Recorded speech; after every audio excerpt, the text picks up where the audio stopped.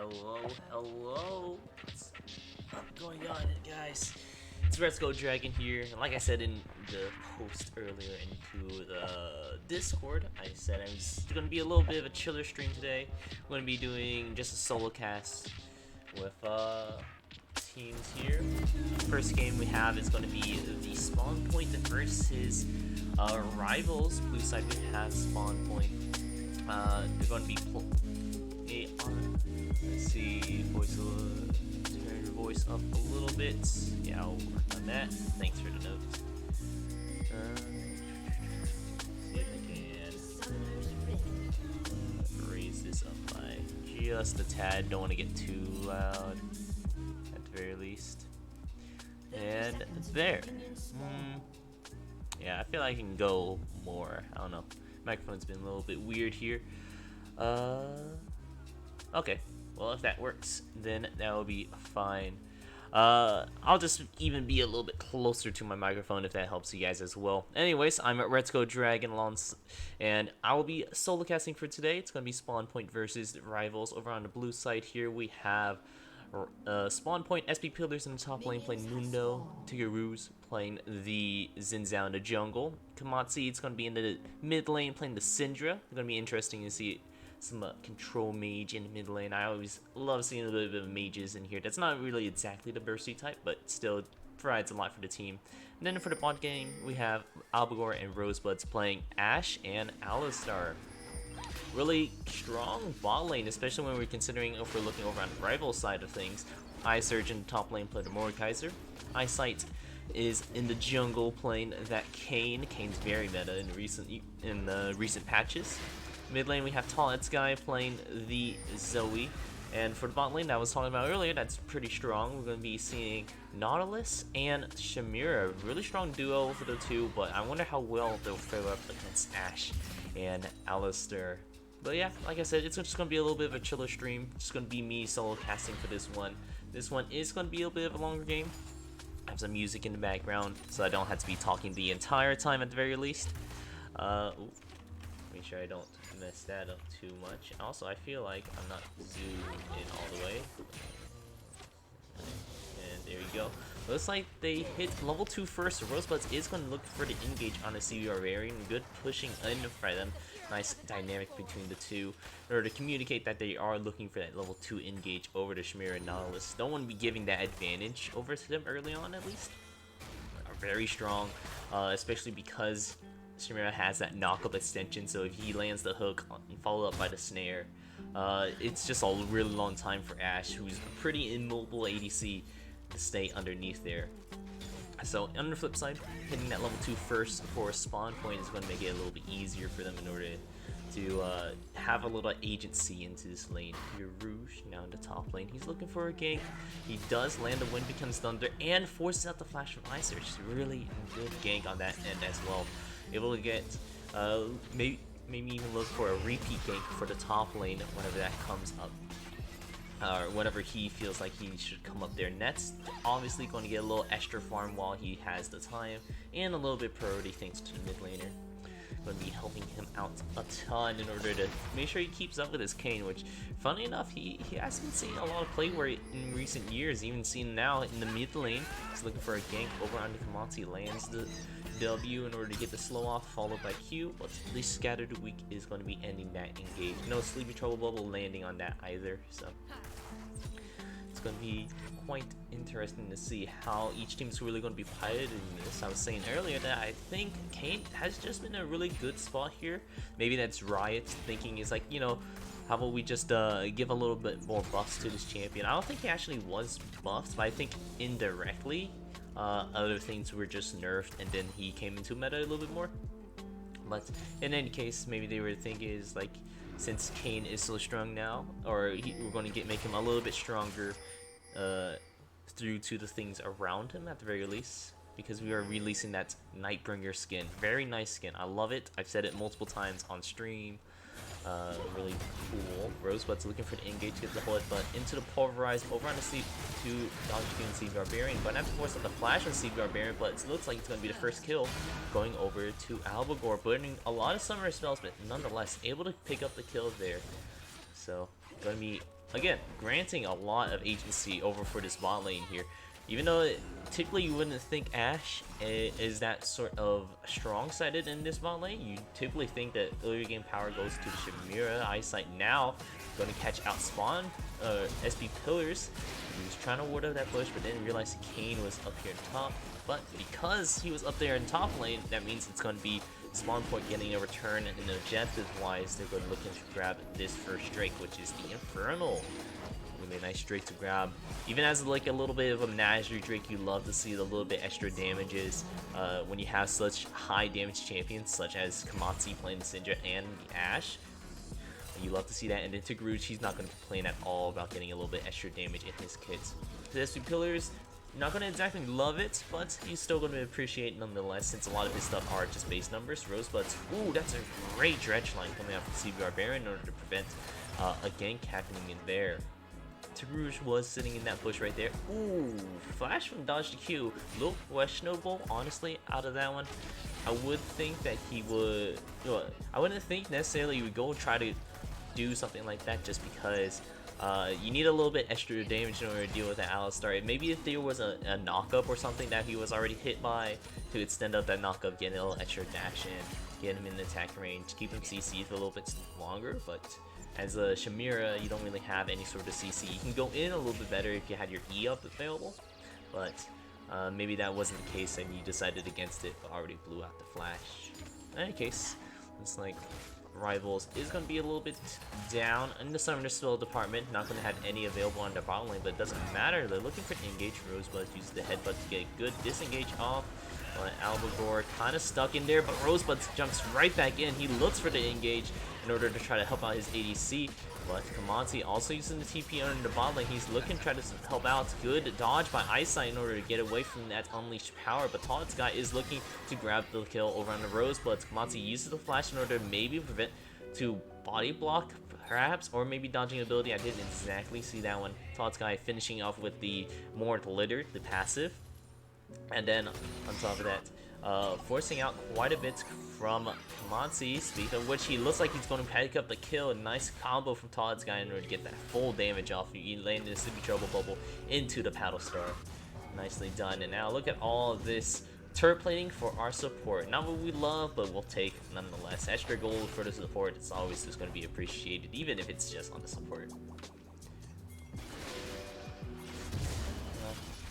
At the game state here, it's still very much even though we do see 2 kills over on the jungler, 2 kills on the mid laner. You don't love seeing that exactly if you're on the spawn point side, I'll be honest, but I mean, it's still nonetheless like not a bad issue to deal with. Since Zoe's always just that squishy champion, she is kind of slippery, but if you know how her kit works, you can absolutely play around it very well.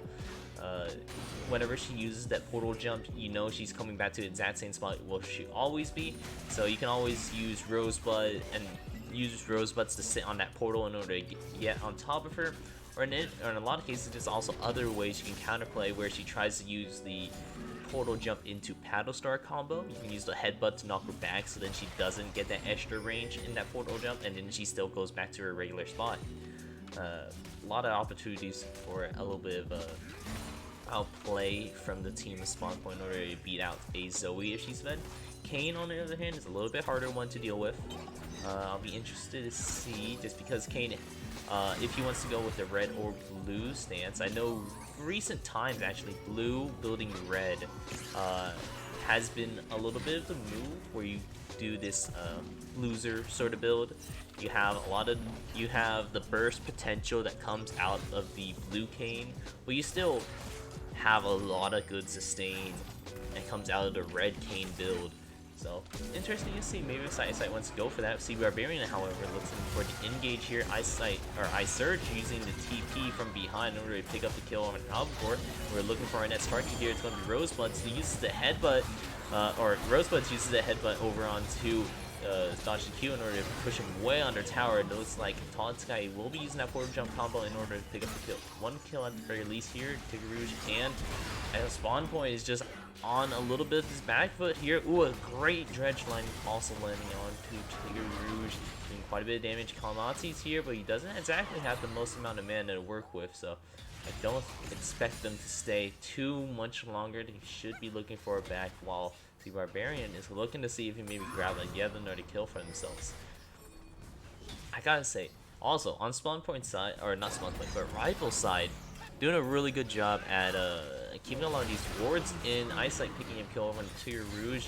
He's pushing up quite far forward, but still using that Umbro Trespass in order to get it. No, it's not Umbro Trespass. Shadow Step, I'm pretty sure. And Umbro Trespass is the ulti. Still using that Shadow Step in order to get around a lot of these units. Rosebud's going to be able, or wants to clear out that control ward. We're looking to take the Drake here. Cloud Drake, also not a bad Drake at all if you don't hate it. It's going to give you additional multi CDR.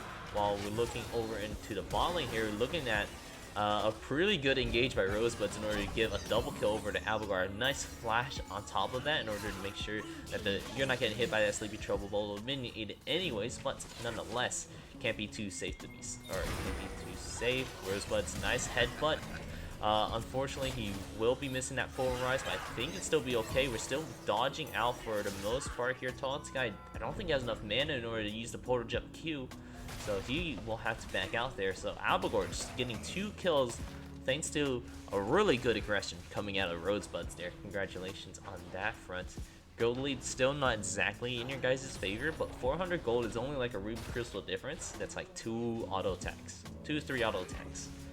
Worth of a difference in a team fight, which for sure can definitely make the difference, but also can flip very easily either way, especially since now gold lead has greatly subsided, especially since we saw SP Pillars not going that bot lane, having a lot of it, or managed to push in a wave, and now we're going to look at the first tower blood going down over for spawn point side.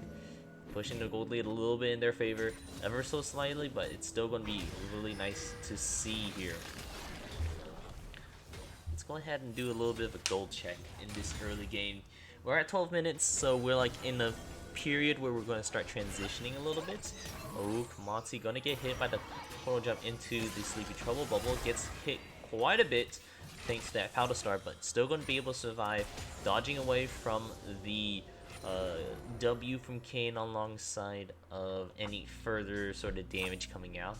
So we're looking to see, can we get a little sneaky play? They don't know that there's a ward in that bush, so they do get sighted out, but Eyesight is going to be here as well. Albagor, unfortunately, looks like he's going to be the end right here, unfortunately. Matsu looking for an engage on Todd's guy, but he's getting quite a bit of damage off. He's actually going to fall down here. Tigger Rouge, unfortunately, unable to find the wind becomes lightning on top of him to get that audacious charge. While on the bot lane side, it looks like we're looking for a nice return sort of pressure. But as I was saying, I want to check on the gold now that we're 13 minutes into the game. At a good point where we're transitioning into the mid-game here now. 500 gold over for Pillars thanks to his being able to take down that first tower. In jungle, we're seeing a 900 gold difference. That's the difference of the 3 kills that he exactly has. Mid lane, just about 700 gold difference, which is surprising when you consider the full 4 kills, but there's also a lot of CS under Kamatsu's side of things as well to help even out some of this. But for the bot lane, a little bit more volatile. We're seeing still a 300 gold lead, which is surprising for Albagor, but that's thanks to his CS, even though Dodge Q was able to pick up full plates. It was not by himself. Rosebud's looking for an engage. Gonna pop the ulti, a little preemptive in case something would happen for a continuation of the fight, but it's gonna be causing a disengage while we're looking at the top lane with another wet noodle fight between SP Pillars and Ice Surge. Popping the ulti early, which is a little interesting to me, especially because Mundo's ulti actually gives you straight up bonus health whenever you're lower, which is better than a heal actually. Well, in some cases better than a heal. When you're building the Spirit Visitor item, it'll still heal you, so that's you still get good value out of that. But now that it doesn't give you a heal at all, it just straight up gives you bonus health. It works a lot like Lulu ulti, where you just get you immediately just straight up get health, which is very nice to see. But you want to, it's also based on missing health, so you want to use that whenever you're a little bit lower. Monty here going to be falling down thanks to eyesight. He did opt in for Red Cane, didn't really make note of that, but he did opt in for Red Cane here. Still a very solid choice. You want to pick someone that's, or he picked a form that is going to be dealing with that's with pillars alongside of Tigger Rouge a little bit better. Shamira kind of has a little bit of harder time dealing with those champions. Shamira is, especially with a lot of ADCs opting in for the Immortal Shield build. This time Abelgor opting in actually for the Kraken Slayer instead of the Immortal Shield build. So gonna be doing a lot more damage to that build, but typically we do see a lot of ADCs opting in for the Immortal Shield build just because a lot of good stats you get out of it, especially from the Mythic passive. You get extra AD, you get extra health. The shield is very much appreciated, so you can prevent yourself getting bursted down. And then, all in all, the lifesteal is still very, very nice. So someone like Shamira not gonna be doing like any tank shredding, so Mortal Shield build is still gonna be the one of choice. Tots guy getting a huge combo over on Kamanzi. This the Zoe damage, looking for the fight right here. Big knockups coming out from all ends. Eyesight still in the middle of the fight. Managed to grab one onto Rosebuds. Can he fall down? He does. And we're looking for another kill over onto Ice Surge. Ice Surge looking for another kill onto the pillars. He's going to jump under a tower for this. But you need to be careful because this is going to be a Mundo. Very tanky boy. See, Barbarian knows that for a fact, considering how long he had to tank the tower. Now we're looking for a second tier tower dive. We're looking over on the Tigger Rouge. He unfortunately does get smacked down by Ice Surge. Kamatsu now respawned. He is TPing to this tower. He does not want to let it go that easily, but he needs to be careful because he doesn't want to let go of his own life that easily either. False guy looking for the sleep. That's not going to be find it, but we will be able to find his tier 1 tower. So unfortunately, the TP will be a little bit wasted. But in any case, it's still going to be a pretty well off fight. Now it's going to be, that's a good team fight. Fought. Well and hard. Won. You know, Rivals, you did a good job on that team fight. My words, not really. But you guys were able to edge it out pretty well. 4K gold in the lead now. It's item plus a little bit extra. So a lot of stats working for your guys' favor. But you need to be careful here because just like any other sort of early game ADC, Shamira kind of falls off a little bit in the late game, at least comparatively to ADCs such as Ashe. You don't have that high-end sort of a super DPS option that like Ashe has when we get into the late game, even if it's Halo Blades Ashe as opposed to Lethal Tempo, which is the absolute maximum late game we can actually get with Ashe damage. But so it's going to be interesting to see how does Rivals handle this, because they are an earlier game team. They don't have as strong of a late game because honestly Zoe kind of falls off in comparison to other sort of mages. Doesn't necessarily fall off the curve, but doesn't reach the curve as high as how much Kamatsu can, who really just consistently can burst down people. Doesn't see really damage fall off, as opposed to Todd's guy, which will would need to rely a lot more on landing those sleepy trouble bulbs like he's doing on Kamatsu right now. Didn't opt in for the Q in order to get a huge amount of damage off onto Kamatsu. Didn't feel like he had need. Instead, he's just going to be backing off here, seeing that the bot lane is going to be so pushed up in the side of Rivals tower, even at almost at tier 2 tower already. So we're looking to see if they want to make another collapse on it. The Rift Herald was also collected by Eyesight here. This is the second Rift Herald, so not as much value as the first one. First one was able to get 2 plates plus tier 1 tower, or first blood tower, so a lot of good value out of that. But in this case here, it's still going to be a good objective to grab. It gives you a lot of pushing power in order to siege down a lane. If you can get 2 charges, generally I think 2 charges is where I would say the value really lies. If you try to get that tier 2 tower, it's a lot of win more. It doesn't really help you swing back into the game as much as I say to tier 1 or the first Rift Herald of the game. But in any case, still a good objective to take. Looking over at the gold lead here is not as large as it was earlier. Just 3k, still an item difference. And we kind of see that. We also need to understand that a little bit of that gold is going into a Magi's. So with 10 stacks on it, which is kind of huge, especially considering that it's on a Zoe. A lot of burst potential on that champion. You get more AP, that means you can have your Sleepy Trouble Bubble double more damage than it previously does, and then your Q just does straight up more damage as well. So it's going to be a really nice item for him, or really nice when you're currently at a perfect scoreline. You're 5-0, not a single death in your name just yet, and look at that, just a straight up Q with a little bit of a Rocket Bell help to get that to reach that distance over on Albagore. He's going to be reduced to half health, and since he opted in for the Kraken Slayer, he might have, or yeah, he did opt in for the Kraken Slayer. He won't have as much lifesteal. He'll have a little bit from Ravenous Hunter, because that is a great rune, giving you Omni Vamp. Very nice rune for ADCs to grab, just to slowly accumulate a little bit of healing in your kit without necessarily having to build healing early on. Now we're seeing that Rivals is going to be moving over to the Mountain Drake here. It is a Mountain Rift. I didn't really make a notion of it, but this is going to be tying up the Dragon Sword of 2 and 2. Each side both having a little bit extra resistances, which is great to see when you're thinking about these tankier champions. Ice Urge, once he builds a little resistance for himself. Eyesight, once he builds a little bit more resistances for himself outside of the boots. And then for Pillars, having the full effect from his Spirit Visage alongside the Bearable Vest, going to give him a little bit extra resistances. And then Tigger Rouge, after he finishes up what I'm presuming is a what is it called? Stare to Gauge. Same thing that Eyesight's currently building. Really nice item when you're for bruisers. That shield does wonders for you, especially when you're using a Gore Drinker build. You get really low, Stare to Gauge pops, and then you have that extra time to pop your Gore Drinker before you go ahead and just die. You get a lot of value out of it. Really nice to see those items built in conjunction with each other. Just works really well. So I'm glad that we are looking at those options to make sure that we're keeping up with damage.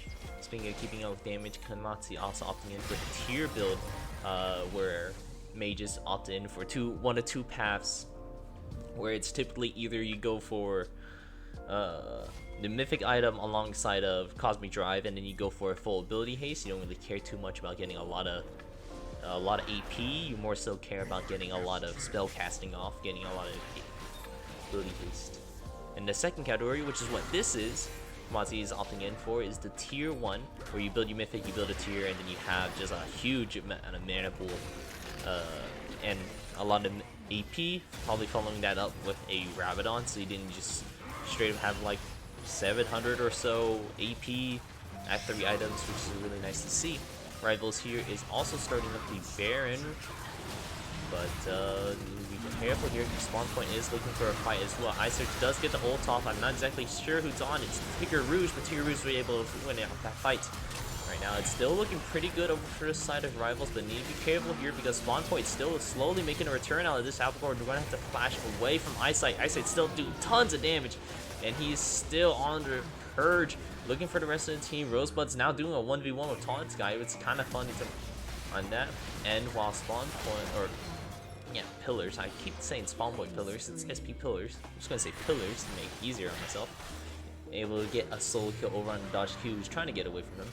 Thoughts Guy looking to see. He do see that there are 3 low health targets in front of him. We really need to find those angles in order to try to get those kills out. And also needs to be careful because there is Pillars in the area as well. Don't want to be caught out. He is looking at the very least. They are pinging also on the Baron that they could potentially do it, but thanks to the portal jump, we do have vision and notice that Tigger Rouge is going to be backing here. So no Baron this early on in it, at least.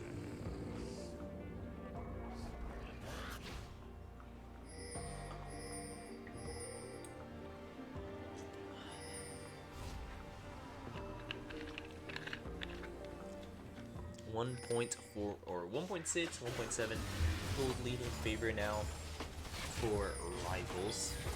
So still going to be doing pretty well for themselves here. Not exactly a full item worth of stats, but still, it's like a BF sword plus a Ruby Crystal sword. A lot of damage, a little bit of health. Going to be enjoyable nonetheless for the rival side of things. They are looking to see if they can make push their advantage a little bit. They are looking at a little bit of a split. Ice Surge in a separate lane splitting. He has his TP available and met up by Pillars, which doing the same thing, splitting off from his team, has TP available if anything happens on the top side of the map.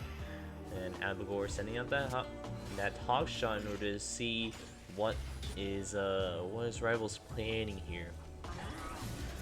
Dragon is going to be spawning up here in about 30 more seconds.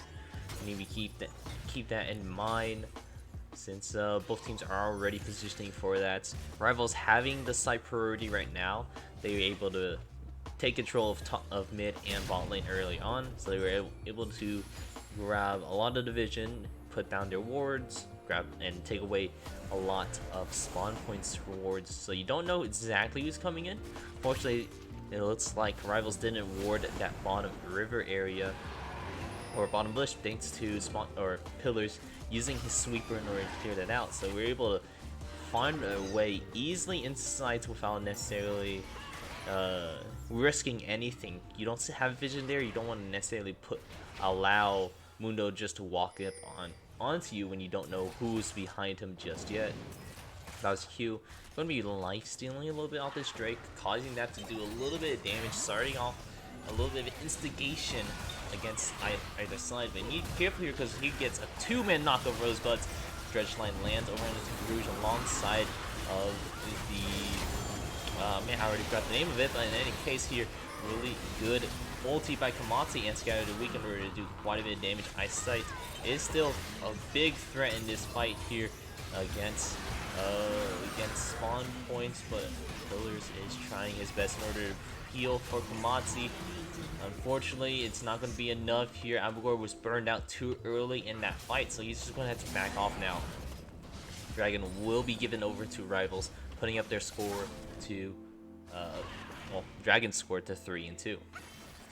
Todd's guy looking for it.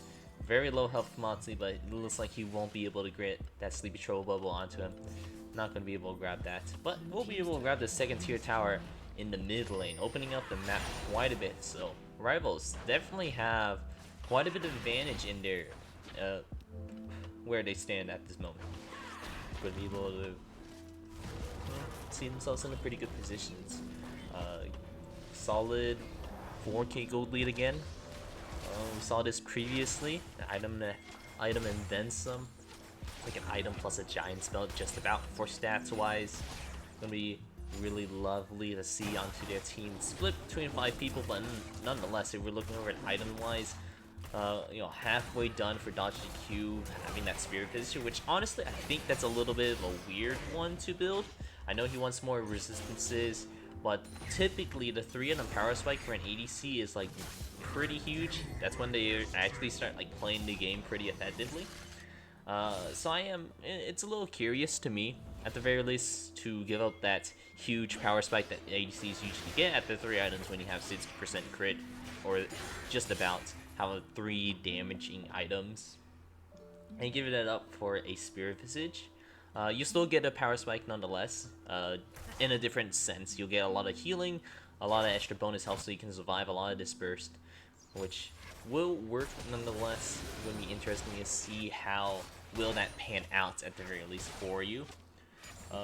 Just because, like I said, Shamira is more so that's early game ADC. That's what she was more intended to be, similar to like how Lucian is. He has pretty, his early game is very good, but his late game is a little bit something to be that lacks a little bit. Unless nowadays, newer Lucians, whenever he's full built, it does quite a bit of work nonetheless. But typically for these aggressive ADCs, their late game isn't going to be as strong as other ADCs such as like Ashe, who gets a lot of value out of a lot of items. gets a lot of value out of her items. Hitting that 3 on a power spike actually for Albagor. Let's do all that farming he's doing, so. Finished the Goonzos, has a Wit's End, has a Kraken Slayer, doing lots of types of damage, and has some resistances against Tall Guy and Ice Surge. Speaking of which, they will be starting up this Baron buff here. Still going to be having, not exactly going to be the fastest. We do have Eyesight that does quite a bit of damage to the Drake. Dodge Q, not going to exactly be a slouch either when it comes to taking Baron. But it's not going to exactly be the fastest one since we don't have that much DPS over on the side of our rivals. They are spotted out by the second hot shot alongside of the first one. Going to see if can we do anything here, but instead Tigrerouge is looking to see if we can get a pick off of Ice Surge, which unfortunately he used the Death Dimension over onto Pillars early on. Pillars also popped the ulti a little soon, so he needs to be careful. He's taking quite a bit of damage from him, but Tigrerouge is now here in order to help secure the kill. You know, honestly, now that I think about it a little bit more, well, first CB Barbarian is going to be a little bit caught out here. Albagor doing quite a bit of damage, does get hit by the, you know, honestly, I should just look up that ability right now.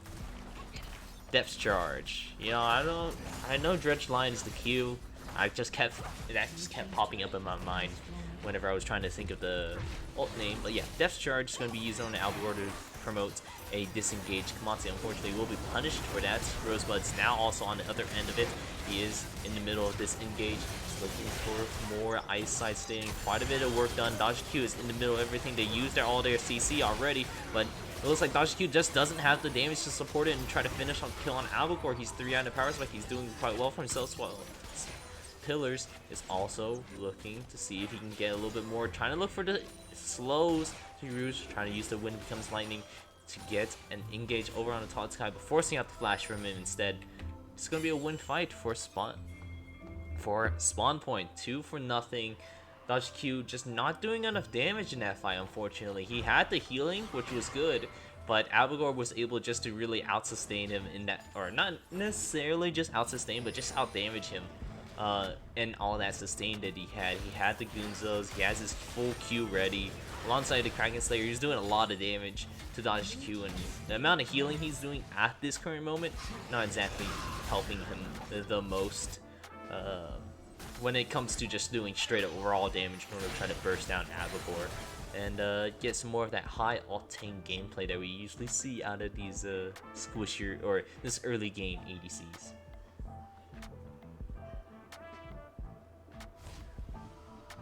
With that all done and said, though, it is going to be a tied up dragon score, 3-3. That means next one will be soul points. Still going to be really good to see which one gets it. Dodge Q, I do, you know, the more I think about some of these builds, it does make sense for the Spirit Visage. Just really negating a lot of Komatsu's damage, and also you get a lot of value out of these Drakes. But I feel like that could be a later bot item, not necessarily a now bot item. Like at the 4th item, sure, 3rd item, I feel like it's just a little too important to give up how much power you get out of that.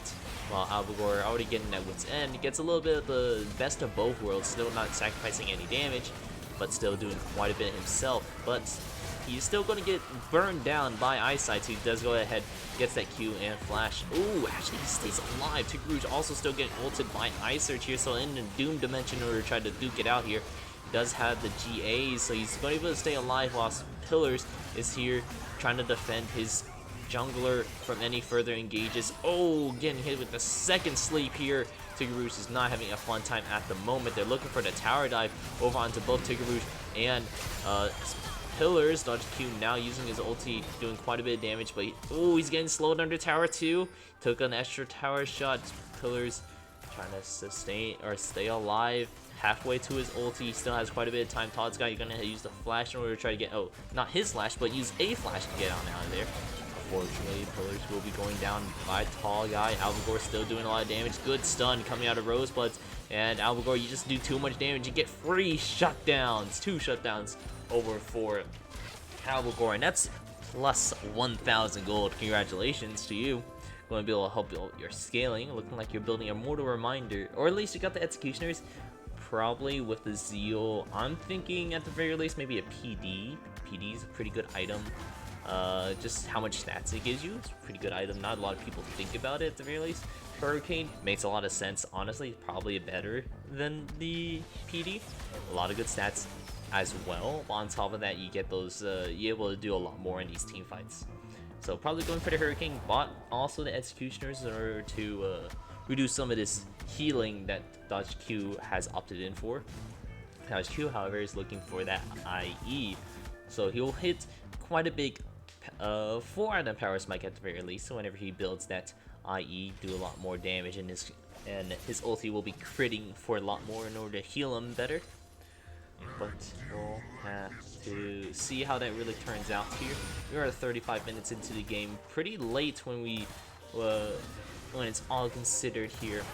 You know, gold leads still matter quite a bit here, and only a 2k gold really exists between these teams right now, which is honestly not too much, not a full item or anything like that. But Zoe is still quite a bit ahead of her lane opponent Kamati. In this case, 8-1 Zoe, of course, is going to be quite strong. Already, like I said, opting in for a little bit of that huge damage boost. Void Staff, Rabadons, and using the Magi's as a fill-in for the tier instead, since he doesn't really have, or Zoe doesn't have as many mana issues. I'm not going to have to build a tier. I don't really want to build a tier. Don't want the power later, want the power now. So I can see substituting for that. But once it gets to the later parts of the game, that Magi's eventually is going to be outscaled by, or it's going to outlive its usefulness as opposed to other items. But hopefully by that time, we can replace that with something like, Haran's Focus. But instead, it looks like we're going to get the Flash engaged by Rosebloods in order to take down Todd's guy. That's 2 deaths in a row, unfortunately. And that one kind of hard to see coming out, especially because it is Rosebloods flashing, headbutt, and pulverizing all in one go against Todd's guy. Maybe if you had like a hair trigger, you're able to flash away from Rosebloods after he does the flash or the headbutt, so you don't get pulverized. But in any case, this is going to mean, or this does mean, that this will be a Baron buff for spawn point side of things. And because he has the Baron buff, it's something to keep a note. They have a significant pushing power, but they are looking to test for this Drake. Ooh, a 3-man knockup. You gotta be careful of that when you're looking at Rosebloods. That charge does go over an Alvegor to try to prevent him from doing a lot too much in the fight. Eyesight also looking to get his way in. He finds it, while RGQ is able to pick up the kill, but Rosebloods finds one in return. Now we're looking over at Eyesearch. He's doing another one of the famous 1v1s against Tigger Rouge, but Tigger Rouge looks like he's going to be even winning out in this one.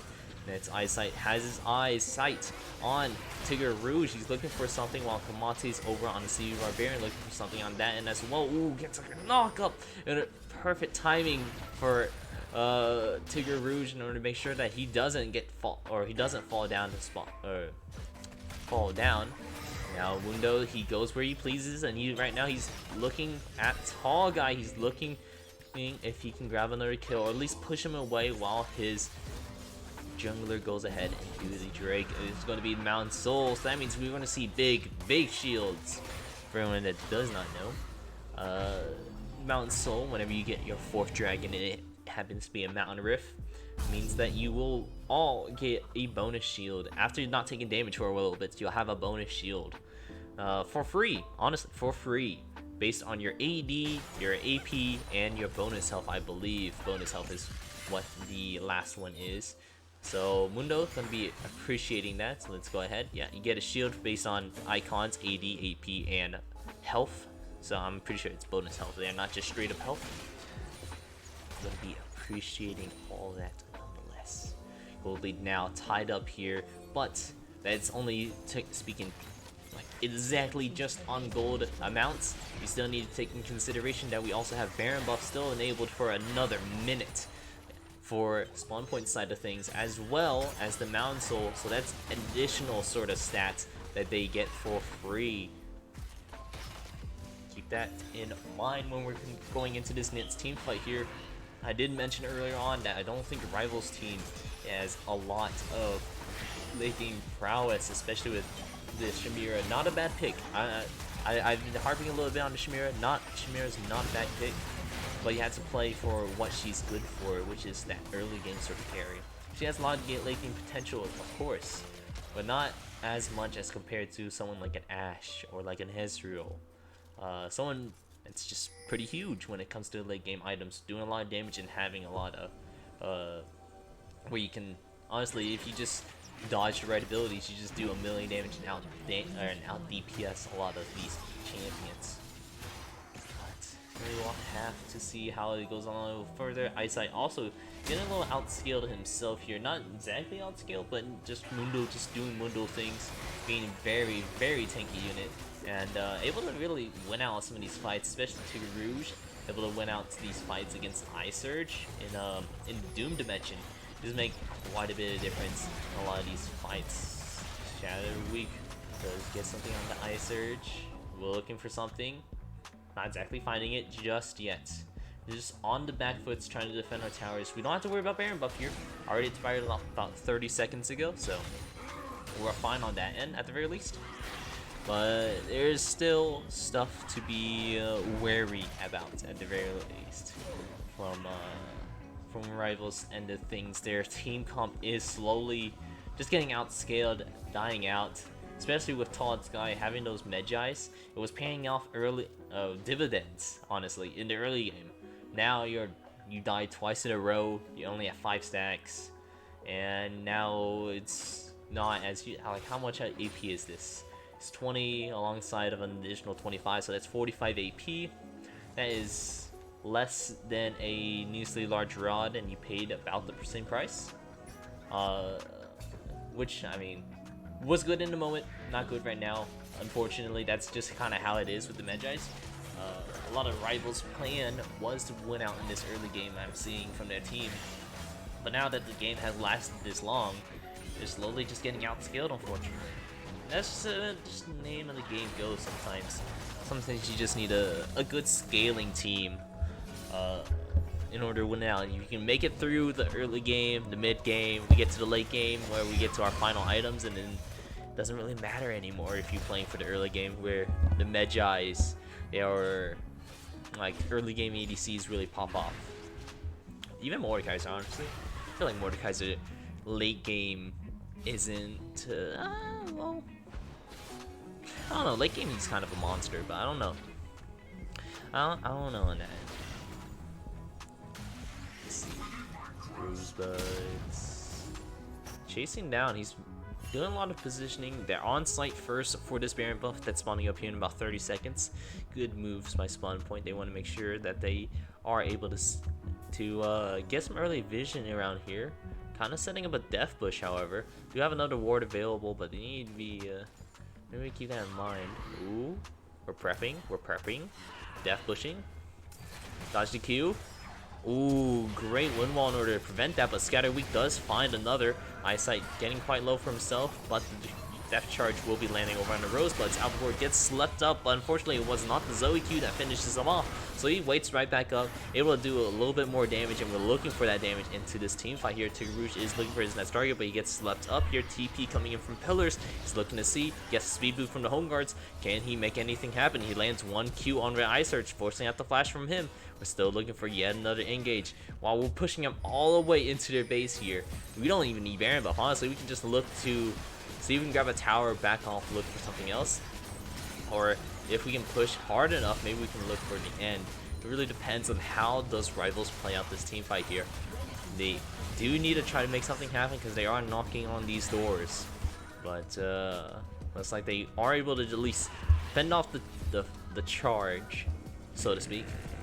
And we're looking for the Elder Drake that's spawning up here in about 20 more seconds. Teams are a little bit slow on the rotate, so that means we're going to be playing for retake on rival side of things. Ooh, Flash is coming out from Eyesight, so you make sure he doesn't get hit. But now Rosebud's in deep of it, but uses the Unbreakable Will in order to make sure he doesn't get hit that hard. That Doom Dimension goes in once again, but this time it's on Rosebud, so you see if he gets him to kill. Manages to stay alive for this long while Eye Search is trying to help out his teammate. But he's stuck in Doom Dimension. He's trying to make something happen. Pillars now in a 1v1. Can he make it happen? Ooh, Kamasi comes back around. Very risky, but he managed to help out, finish off the kill on that one. Good body block from Rosebuds as well in order to prevent that sleep going on Albagore. You never know how much damage that Zoe can really do. But no matter how much damage that Zoe can really do, he's still gonna have to back off. He has to play around his cooldowns. It's gonna be a 1v3 situation. 1v4 now because the TP is coming in. Well, unfortunately, it looks like it's gonna be Tigrouche who just jumps right onto Tallest Guy and looks for the win. Congratulations there to Spawn Points. You will be continuing your reign of dominance. 5-0 currently in the gold split of the season 16 of GRLCS. Really nicely done. Played your comp very well here. You guys recognize that they are a very late game or that rivals are a very early game oriented team, and you really played for the late game here. The long con. Kamatsu scaling up, managed to hit that 2 power spike, and not exactly performing the best, but he still managed to get a lot of great scattered weeks. Albagore hit his 3-item power spike really well on that 3-item power spike as well, so he was able to get quite a bit done. It looks like he sold that Zeal actually for Blade Rune King. I didn't even notice that, but Blade Rune King still a really good item because Eyesight was a huge threat until he eventually just got bursted down by the Ashe, especially with that Mortal Reminder causing that 60% grievous wounds. Tigrouche doing a good job as well. Managed to win out those 1v1s against Isurge in the Doom Dimension, dodging a lot of the Qs in order to make sure he doesn't get killed there, and gives away extra stats over to Isurge, so and turns the fight really well. And Pillars, well, you played Mundo, so you went where you pleased and really became a nuisance for that fight. If I had to give it an MVP, however, I want to give it to Rosebuds. Rosebuds did a great job. Playing the Alistar flash engages worked out really well. Early game, we played the lane very well as well. You were like, okay, you and Albagore were like agreeing. Let's go ahead, rush for level 2, push up forward. We're going to hit level 2 soon. Grab onto CB Barbarian and dodge the Q, so then they have to stay under tower in order to get the rest of their minions. Anyways, I'm going to take a little break, grab some water for myself. Really exciting game there for 45 minutes, honestly. But I'll be getting some water, setting up for next game. And, yeah, so don't go anywhere. We'll be right back.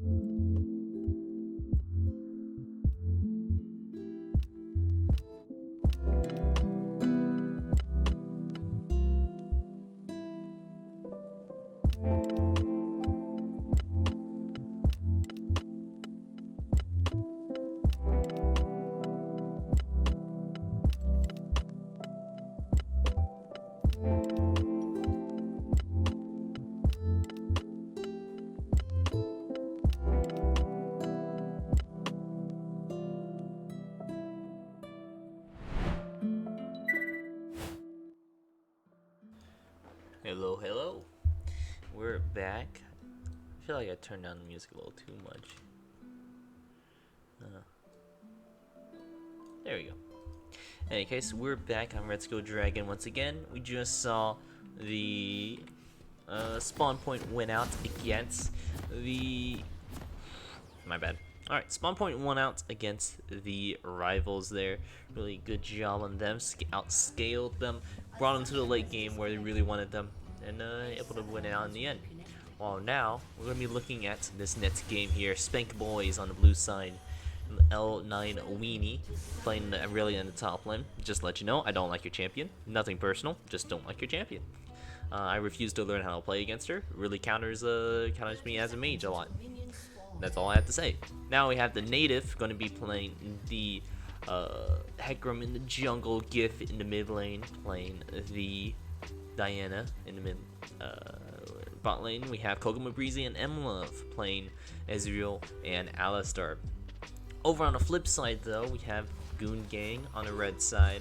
Fishano in the top lane playing Jace. Love me some Jace. Luke in the jungle playing Sejuani, which this is 1.19, so I think there was a little bit of Sejuani buffs here, so I'll be interested to see how well does that rack up, at least against a Hecarim, which was meta for a little bit, did receive quite a bit of nerfs, so yeah, hasn't exactly been like the top tier junglers to pick.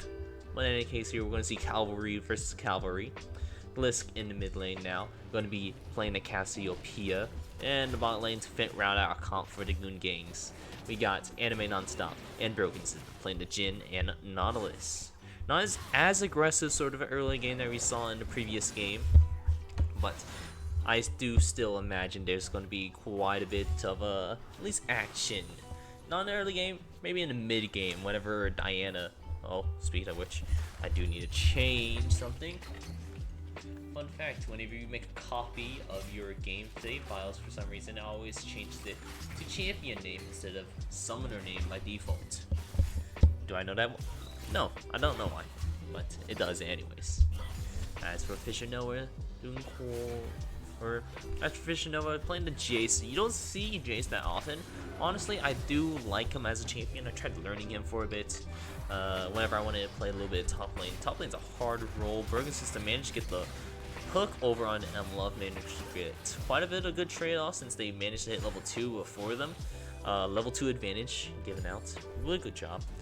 You always want to be on the lookout for bot lane. I feel like it's one of the more volatile level 2s whenever you hit them.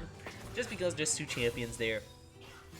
Really makes a difference whenever it's whenever you hit that level 2 spike versus the level 1. So it's really important that you keep track of how many minions while the list.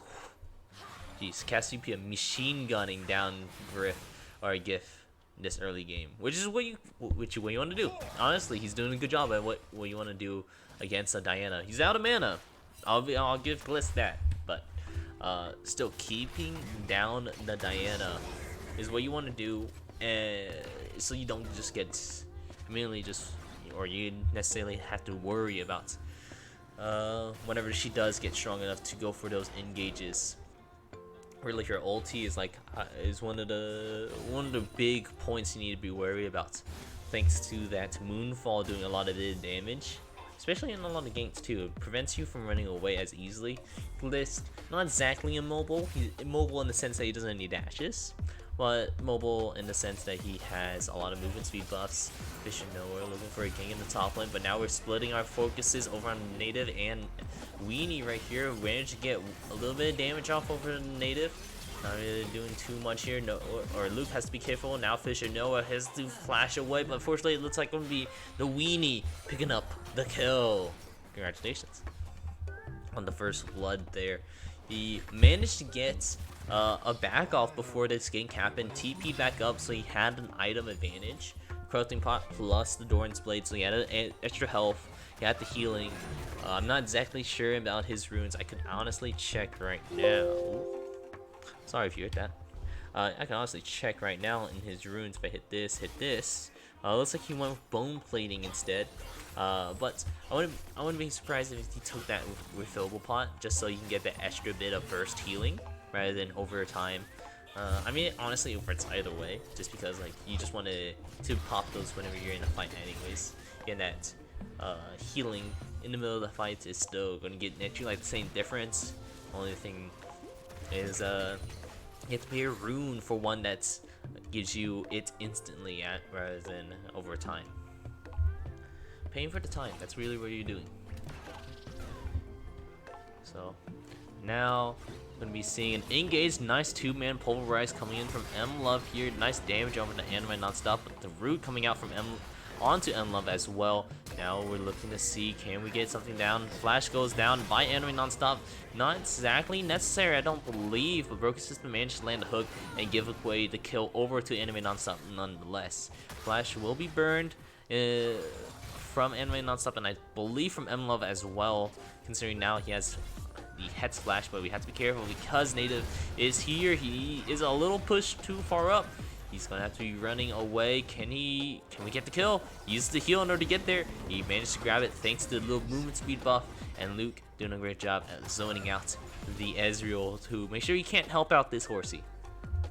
So 2 kills now over in favor for Goon Gang here, helping to even up that little lead that they got thanks to that first blood in the top lane.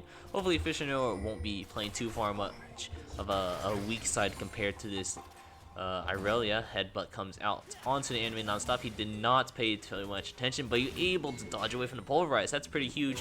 Maybe buying himself a little bit of time. We switched up to the top lane, which is also, albeit interesting, but I was a little bit interested to see how that engage turned out. It's still going on, actually. Enemy non-stop. Maybe we'll pick up a kill here. No, the heal's going to negate it. Can we get there? No, unfortunately not able to. Now Native is also here. He is looking for the kill on enemy non-stop. He's looking for the kill on enemy non-stop. Also looking for the kill on the M-Love. Luke now trying to save the support. He able to get the charge off over onto Savage. Ooh, pulverized combo comes onto Luke. Can he survive? Kokomo Breezy has like no mana in order to finish off these kills. He can't throw out any abilities. He has nothing. Unfortunate. Moonfall now popping over by the gift, but it doesn't matter because he got Petrifying Gaze and just killed by Glisk. So that is going to be kills all around the map, or 1 for 1 if you're considering around the whole map in its entirety at least. It's gonna be nice for both sides. Honestly, it's keeping up the gold difference is very small in between each other. In the middle of all of that, we also saw Goon Gang was able to pick up the. Oh, is this a botch tower dive? Oh, okay. So Weenie, I talked to this about to a different actually. I don't know if it was a top laner. No, I feel like it was a top laner. So in the settings, there's a button on your keyboard. I believe it's the tilde or the squiggly. I'm not sure if everyone knows that it's called the tilde, but the squiggly key on your keyboard, it activates target champions only. And there's also a setting in there that you can make it a toggle, so you only have to push it once, you don't have to hold it down when you do that. And I only know that because I know those pains far too well, actually. I know those pains far too well for botch tower dive. Literally last week, I think I saw one that happened exactly like that. They responded in chat saying, yeah, I immediately made that key binding as soon as right after a botch tower dive, just like that, where you autoed the tower a couple times and just gave away the kill. So unfortunately, Fishnova is going to be getting away with kill, evening up the score a little bit, grabbing himself a Dirk so then he can have a little bit more sustain in lane. But L9 Weenie, he's almost full built. He almost had the Blade of Rune King, so be careful. He's actually going for the engage. Vanguard's edge will be popped over on the Fishnova. Fishnova needs to fight back a little bit, but he needs. Unfortunately, he's unable to get away and falls down. So L9 Weenie is able to pick up yet another kill for himself and push in yet another wave under the tower too. No TP available in order to catch it as well. But speaking of getting caught out, Kokomi Breezy is going to be caught out. M-Love might pay for your sins as well. Here comes the, what is it called? Current call in order to pick up one kill on M-Love. Luke is going to pick up the second one over on the Kokomi Breezy. Now our target is going to be facing towards the bot lane turret. This is an action-packed game. I'm having trouble taking time to take sips in between.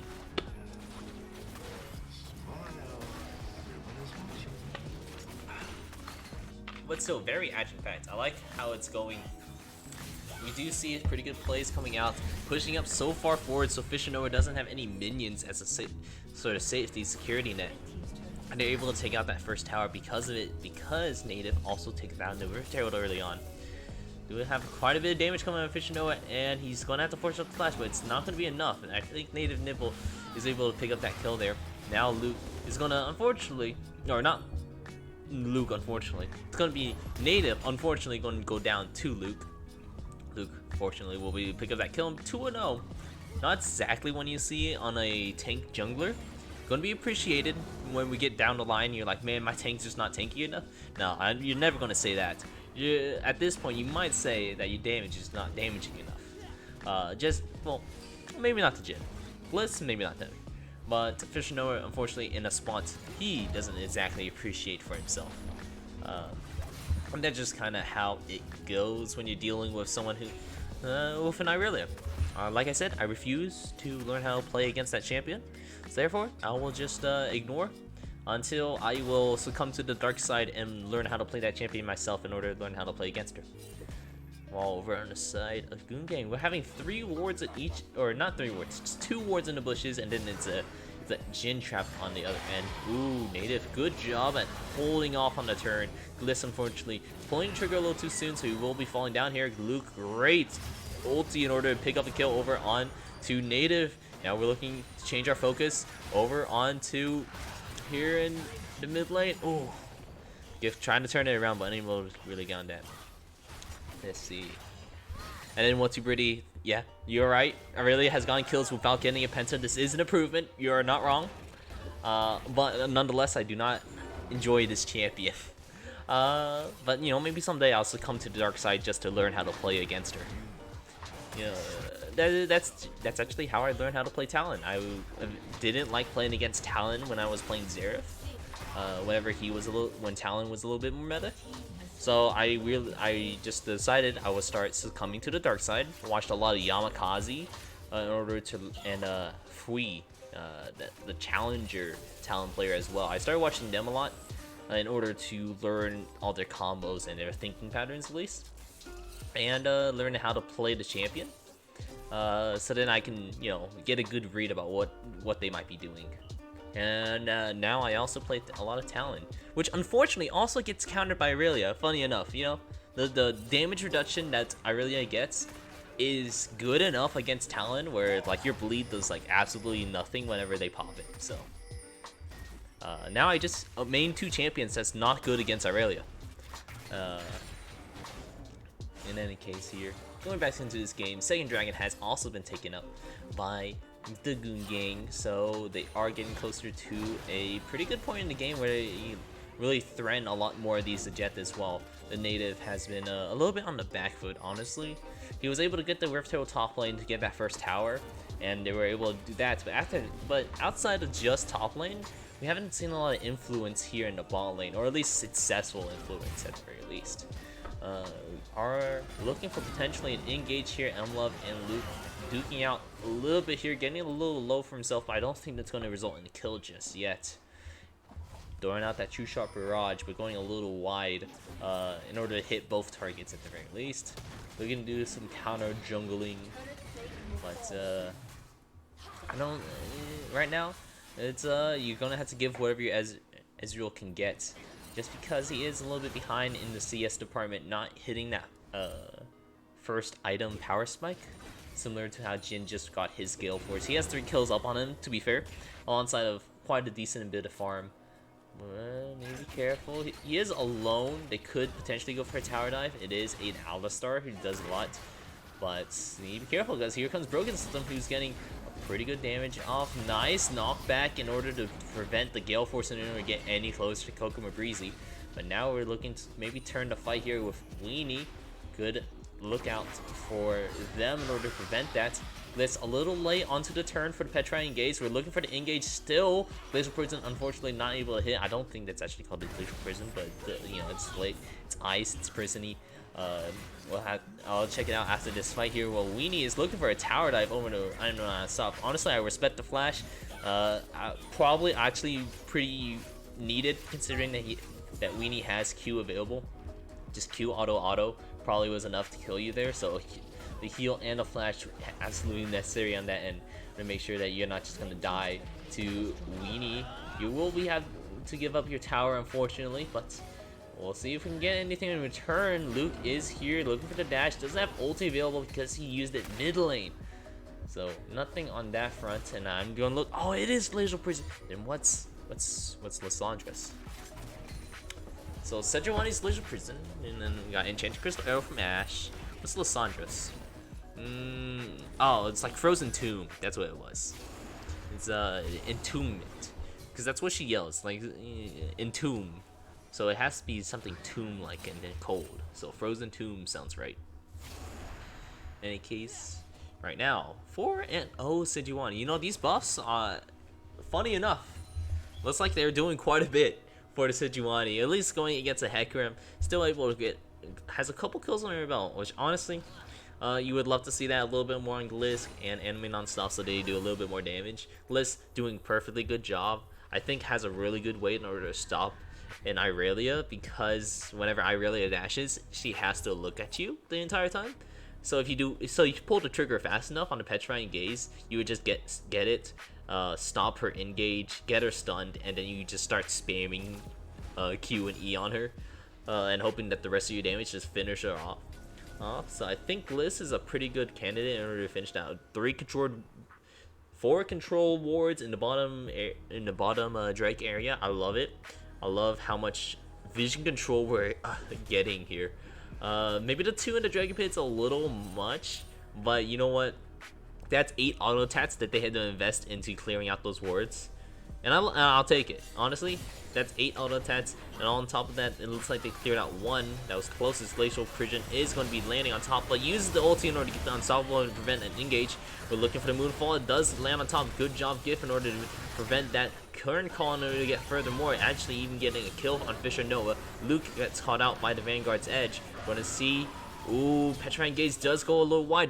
The native really good at dodging a lot of these Petrifying Gazes. I don't know if it's intentional or not, but in any case, that is a great thing that you're doing in order to dodge away from those, making sure that you don't get caught out whenever they're trying to make a little bit of a further turn. Speaking of turn, it looks like we're switching our sights over to this Drake now. We're gonna, since Drake is available, we're gonna just grab that. We have the Rift Herald as well, so after this Drake, we're gonna be looking for maybe a little bit something more. Maybe, honestly, I think personally I would like it if Native dropped the Rift Herald mid and then had your bot lane shove mid, while you guys go ahead and do the Drake, get 2 objectives in 1. You might not get the full 2 charges off, but still, like, you still get quite a bit off of it. You get a full tower, you open up the map a little bit more. Top side of, oh yeah, you open up the map a lot more. That's the final tier 1 tower you really need to worry about. But I rest my case. You can probably get a better charge off in the later parts of the game.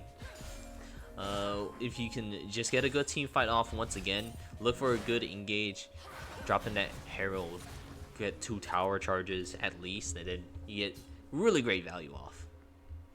We'll have to see. However, still have quite a bit of time. It's not even halfway yet. It's just hit halfway for the Herald Die, so we have quite a bit left to see. Luke now, they drop the control ward, but don't want to clear out that ward right there. Don't want to spot themselves out because Emlove is right over the bush, and he could be looking for an engage here, considering that there is 4 mid and they have the Rift Herald in hands.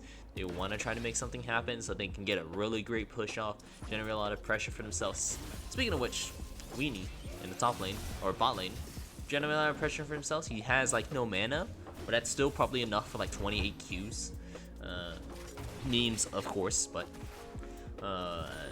Q is definitely a very low mana cost ability. So we'll be still interested, looking for a fight. Native does get a little caught out by Luke, but it will still just walk away since no one else was able to respond to that just yet. Both teams are doing a little bit of NA ramming, where we're just running it down mid, or not running it down, but we're just hanging around mid with both teams, doing a little wave here, and not really having a lot of regard to the resources around the map. Fishno are even looking to join them while we're still potentially looking for a little bit more in the bot lane by Weenie on it. So it looks like Spank Boys is kind of winning in all regards in terms of this NA ramming. You have your carry, your really hard carry right now. Weenie is going to be in the split lanes or the side lanes, split pushing, getting solo EXP, because it's really hard to deal with him. You can't necessarily just have him alone. Luke looking for something. He has Glacial Prison as available, but he doesn't want to use it just yet. Looking for an engage. Going to use Death Charge in order to stop Gift from getting on top of enemy non-stop. Who had to use the Gale Force in the Flash, but unfortunately still getting quiet on top of. Ignite also going down. Fish Noah also going down because he was in the bot lane. Current call up. He's shooting down the line. Gets M-Love twice. Can he get it a third time? No, it looks like M-Love will be saved by Kokomo Breezy, staying alive. Listen out here in the bot lane. Good Rift Herald charges. Like I said, they were looking for a better opportunity to use it in this bot lane. Was a great time since they only sent Fisher Noah. So hey, good on that. Having your patience, or having the patience in order to not drop it mid after you went out that one fight and maybe get one tower off of it. You were able to actually get bot lane, get 2 towers and an inhibitor off of it. It's an early inhibitor. I will say you don't love seeing early inhibitors when there's no objectives on the map. You could go for actually a Baron. Yeah, I believe Aurelia actually has like the DPS available in order for you to do a Baron right now. Honestly, I believe that you guys would. If you guys want to go for that, use the super minions that's constantly spawning in the bot lane right now to generate free pressure for yourself. Someone has to respond to that at all times. You get a Baron buff, maybe you get a charge or get a good siege going on.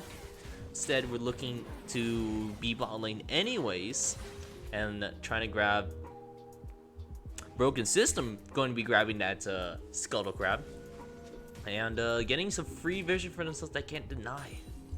Really cool to see that. But yeah, we're going to be around this bottom side of the map anyways, so Weenie is going to be on the top side, creating a lot of friction for the Goon Gang in order to try to find something to do. They want to be a little careful here. Weenie is still quite a monster. I mean, I really hope this is green. I'm pretty sure. You know what, honestly, I'm going to double check just to make sure that I didn't accidentally grab the ground game. But we're going to go ahead and start up this trade here. Not really too much to talk about other than Weenie is doing a good job at split pushing at this moment, where we create a lot of friction for the Goon Gains and worry about that. We are setting our sights up for the next neutral objective would be Baron, which I say is a really good objective to grab right now as a point because or at this point, because you still have the bottom inhibitor forcing someone to go respond to that, or else you lose out some inhibitor or some Nexus towers. Luke is on the other end of this. He's looking for an engage over onto Giff. He has Glacial Prison available, but he doesn't pull the trigger just yet because he doesn't have anyone to follow up with yet. Looking for an engage. He's on Gliss right now, able to get quite a bit of damage off. Can Gliss kite it out? He's doing quite well, but now Weenie just healed up to half HP, but he still needs to survive. Ooh, he gets rooted. It's going to be Aurelia's worst nightmare. 4th shot, able to get the shutdown. Over on to the 5-1 now. Anime non-stop on the Jhin. He's looking to build a collector nets too, so it's going to help out a little bit further. And love failing that Hex Flash. It's fine, you know, he's doing it for decoration, buying some time. But unfortunately, this bot time is just not going to result in too much here. We're looking for the engage. Current call does go out, only hits 2 shots, unfortunately, the first and last shot. M-Love will go down, however.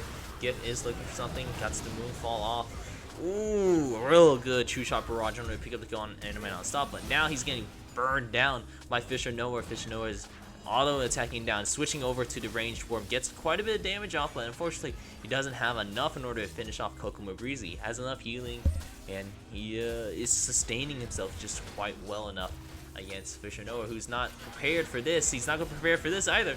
Weenie coming in from the top lane. He's looking for 1. He picks up 2. Can he get 3? He does. And I still don't like this champion, but boy, oh boy, you're doing a great job on piloting it. 7-2, 3 items. You're terrifying. Absolutely. Absolutely terrifying right now. Yeah, we're going to be looking for this mid lane tier 2 tower, which will open up the map immensely. The only towers left would be the inhibitor plus Nexus towers. You don't have bot lane tower at all. So I believe the inhibitor will be respawning here relatively soon. Not exactly sure about the timer. Didn't really catch that at the very least. But it will be something of note. Let me pull this up. Yeah. Okay. Alright, just double check that. We are looking for the Baron buff here, which, like I said, you had those minions pushing in through the bot lane. So someone had to respond to those constantly. It's going to be Fish or Nowhere, which fortunately for him, that does mean, hey, he's scaling up slowly but surely. Catching up thanks to that extra money or all that money you get from those empowered minions. Those super minions give you like 100 gold each. You get one every wave, so each wave is just giving you plus 200 gold. If you get every single one of those minions, you get like plus 200 gold. Just about, honest, because melees are 21s. So there's 3 of those, and then casters like 14-ish. So that's like 100 gold in itself, plus another 100 coming in from the super. So about 200 gold-ish, just about, from each time you respond to a wave. There's a lot of gold to help you get back into the game here. Still quite behind in terms of CS as opposed to Weenie, who's been split pushing all game. We're looking for the engage, gets Glacial Prison over onto M-Love, and Death Charge over onto Kokomar Breezy, so he gets burned down real quick. Gif manages to get a Moonfall, gets Gliss real low, but stopwatches at the same time, so that means we're just delaying. M-Love now is going to be the last one alive, but he's going to be falling down in any case here. While over on the rest of the team of Spank Boys, we're going to be doing a 1-3-1 split. That means bot lane, we're going to have to be worrying about the native, while top lane, we're going to have to worry about Weenie. Who do we worry about more? Of course, it's going to be the Weenie. He does so much in that Irelia, and he's trying to 1v4, but he has to be careful. That's a lot of CC. There's a lot of CC to shut down the Irelia. He has the Death Stance, he has the Valyrian King, and he had more shield bow to prevent a lot of this. But it's still a lot of CC. It's like on it, like he even has the Merc Tread, still going to be a lot of CC in order to stop him. Which honestly, it's really a good move. Good move in order to prevent him from doing those 1v9s. If he can keep landing those CCs on top of him, we will prevent that. But now we're looking over at this Ocean Drake here, but Native needs to be careful. He's the only one here. He's gonna have to pop ulti in order to get out here. He has no flash in order to get out. So he's going to have to pop his ulti. So that means he won't be using that for an engage tool. Doesn't have Weenie either as an engage tool. No TP available, so if we want to do anything, we have to do it now or never. And it looks like it's going to be never, which I like it. I like that better. Never. For the Goon game, at least. I mean, I like that better. That they have to do something now or never. They chose to do the Drake now. Able to pick that up, not having to worry about Weenie in order to come in and ruin their fun, so to speak. So now 28 minutes in the game here, 4k gold lead in favor of the Spank Boys, but I'm imagining a lot of that is over on Irelia. We'll go ahead and check. There's actually 5k gold in favor for the Irelia. That's a lot of money, but it does soften up a little bit when we look at the other lanes, like other lanes such as the other ADC, Anime Nonstop. He has a solid 3k gold lead in order to stop some of this. Mid lane's pretty much the same, support's pretty much the same, but the jungle generates yet another 1,000. So with all that, in turn, it will accumulate to about a 4k gold lead in favor for Spank Boys. But again, a lot of that is built on carry versus carry, Weenie versus Anime Nonstop. And Anime Nonstop, he just needs peel in order to make this happen. Weenie can't exactly get that peel, but we're looking for an engage. M-Love does get on top of Anime Nonstop, so that means a Moonfall is looking on top of him. He does get ignited, so he has to get out of the fight. Ooh, the Petrine Gaze does miss on top as well. He's looking for it, but he manages to get out. Anime Nonstop will survive, while Gliss will lose his life. Weenie now still having in a pretty bad situation. He managed to get a Vanguard's edge, looking to pick up 1 kill on a Luke, but he hits the stopwatch instead. Unfortunately, he won't be able to get it off. But can he look for another kill? 1 on the broken system. Can we keep going on looking for Gliss? But the tower does too much. Enemy non-stop looking for more. And just get the bounce or dancing grenade into the deadly flourish in order to pick up that kill. He's on his final bullet. He's looking for Kokomo Breezy. He's reloading. He's reloading. But it's okay. The dancing grenade will pick up the last kill, thanks to the collector as well. And now we're looking at the gold lead. Still, still only a 2k gold lead, but still, like, even though it's only a 2k gold lead, we still have to consider is like that's a lot of gold on anime non-stop there. He managed to pick up quite a bit of kills. Native looking to see if he can get a kill on an anime, but he needs to be careful because we are getting to a point where Jin is going to be very, very strong. He's looking to build the IE next, not last, but next. With that BS sword is what I'm assuming. He already has 30 or 60% crit. This one will give him up to 80, and then last item would probably be a rapid fire cannon, so he doesn't have to get too close to Irelia. Honestly, not a bad look if he wants to do that. Grievous wound item, or at least the crit Grievous wound item, is not great on Jin because he auto attacks so slowly. What other options could we go for Jin? Funny one would be like a Ruin's Hurricane, because that base scales off your AD, and you have so much AD as Jin. That's just a funny one. It's not a good one at all. PD also not a good one or funny one, honestly. Again, you all attack pretty slowly. Gunzo's just is a terrible idea out of all the options. Especially because you build IE, you can't build IE and Gunzo's. Fun fact, they will not let you int that hard. But looks like Anime Nonstop might have enough for his full IE. So this is going to be a 4-item Power Spike Jin versus the rest of the team here. They're starting up the Baron buff, and no one's really sniffing it out from Goongain's side. They haven't noticed that they don't have any vision over the Baron buff, so we're just going to be sneaking this Baron buff. Good job. Yeah, we'll get a free Baron out of this, but can we pilot it well? Last time it worked somewhat well with the 1-3-1. Maybe we need to switch up our plan a little bit better to be like a 4-1. Have Weenie in a side lane, 4 in 1 lane, and hope for the best when and try not to team fight. Really, just try to pull a lot of pressure. Yeah, just honestly, just try to pull a lot of pressure. Because we don't want them like hurting too badly. We just saw the TP burned by Fisher Noah, and I think no, it's Jin that's recalling here, but he needs to be careful. I mean, it's a hard call honestly to make, but Broken System is going to make the call for ourselves. It's going to go right onto Kokomo Breeze and do a lot of damage. Love now just going to be stalling for time to let Weenie just take this top inhibitor. We've seen 2 people already going to go for a back. Native trying to stop the bats. Can he stop the bats? He doesn't stop the bats. He actually tries to go for the dragon, but instead he just dies. And they still get the dragon. It's going to be the soul. That means, can L9 Weenie fight against the sustain of a Ocean Soul? That's going to be the next question. Can he fight that sustain? It's a lot of sustain. He needs to be worried about. Weenie also using his TP to get out of there. Honestly, I feel like they... Oh no, Petrifying Gaze is not up, so they couldn't exactly use that as a way to fight them. They have a controller in that bush, so they know that they see them, kinda. Ooh, Vanguard Edge goes on top, but here comes Luke in order to stop so much of that engage. Anime Nonstop is still alive somehow. He's on his 4th shot. Can he make it off?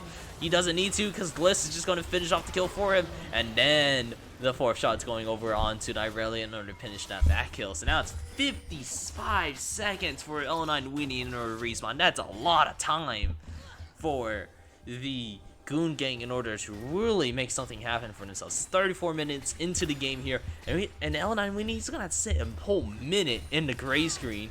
That means that's a lot of breathing room for the Goon Gangs. They're looking for something that makes something happen, and decided, you know what, M-Love, you're going to be the first one. Jumping on top of him, doing quite a bit of damage. Now we're switching our targets over to Native, and it's like, hey, JK, we're actually going for someone else. Enemy on top did like no damage with that bullet, but that was because he used Unbreakable Will. And that's, here comes the fourth shot. No, no fourth shot. It looks like it's going to instead just be a kill over for Luke, and 2 shots over onto Kokuma Breeze. And now it's going to be yet another 50 seconds for the rest of the team.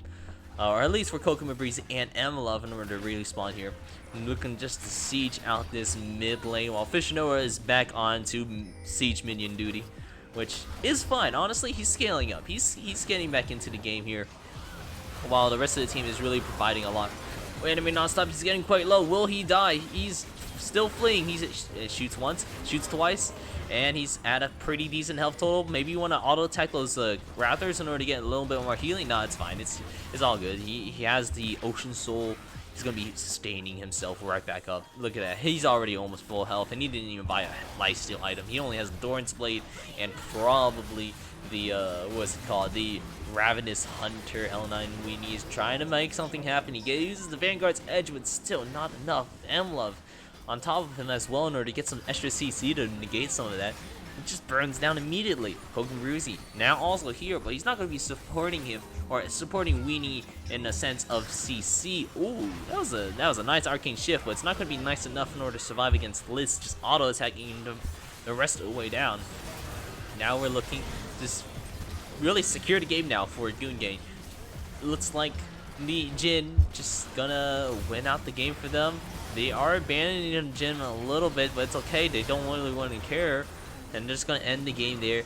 Well done, I gotta say, to the Goon Gang. So winning out this, and actually I believe they tied themselves up with another member of in the gold division here. Let me go ahead and check that out.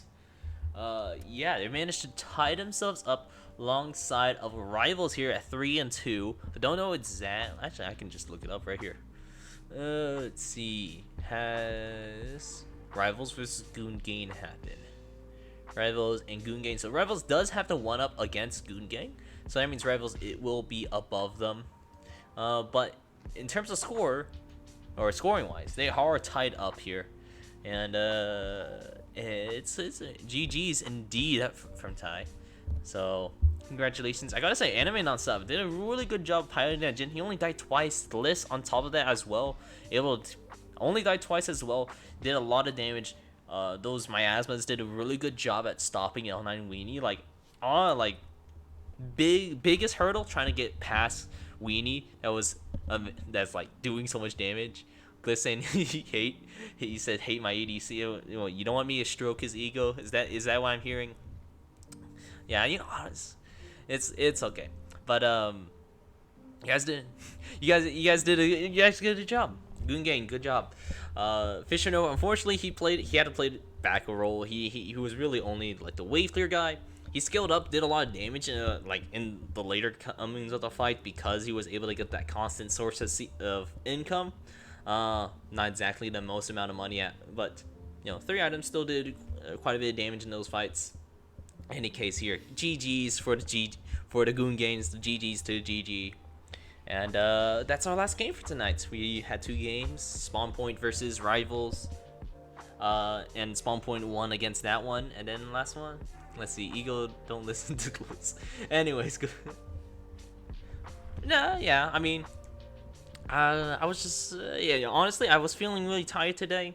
I felt like, and then the person I was supposed to cast with, he had plans as well. I didn't want to force anyone else to cast last minute, so I was figuring, I could try doing a little bit of a solo cast. Haven't done that in a long while because I typically like people to do. I like the energy between 2 people. But in any case, GG's. Exciting game to watch, and I honestly I do like watching Gold Caps. Anyways, I've been Let's Go Dragon. It's been a really good stream, guys. Our series of the week is going to be Mingos V2 versus the RLK. So catch that Friday. I believe Friday we'll be having that with Crims. And alongside of Crims, he will be, what's his name? Vid, my dad. He will be also streaming that. So, in any case, we will be signing off here. GG's to everyone. And hope you have a good night. Alright, bye guys.